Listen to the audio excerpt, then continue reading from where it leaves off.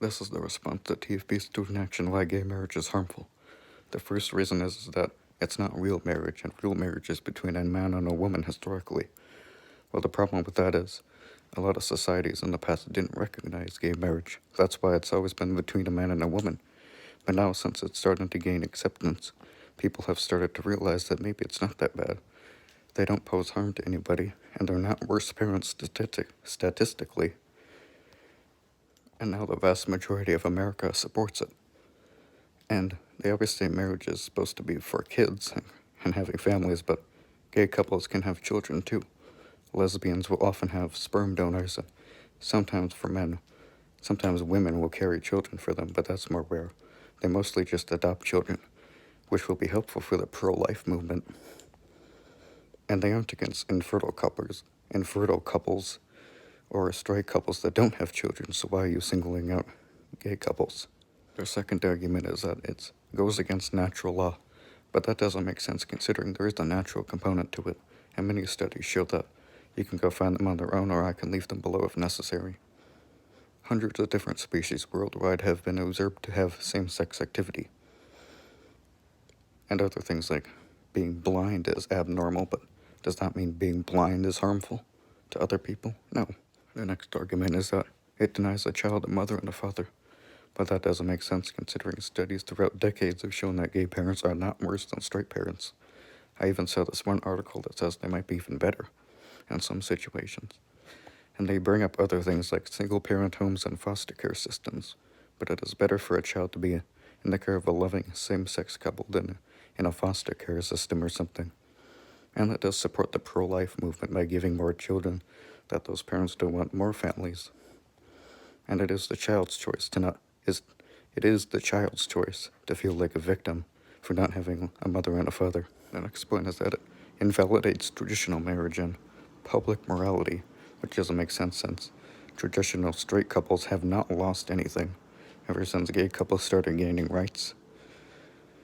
And they also say it invalidates public morality, which doesn't make sense at all either, since the majority of the public agrees that same-sex marriage is okay. So maybe your version of morality isn't exactly morality. The next point is that it turns a moral wrong into a civil right, which, once again, it is not immoral, and I do have another video on my channel explaining why. You can go find that if you'd like. And once again, it is biologic and genetic, and same-sex couples pose no harm to society at all. It is a civil right, whether you like it or not. The next argument is that it doesn't create a family, and it's sterile, but that doesn't make sense once again, since lesbians will often have sperm donators, and sometimes for men, women will have children for them, but that's more rare. They mostly adopt children. They can have a family, and they are not worse parents at all, according to many studies throughout decades. The next point is that it defeats the state's benefits for straight married couples, but we've already covered in my last clip that they can have families and children, so of course they deserve the same benefits and rights as married straight couples.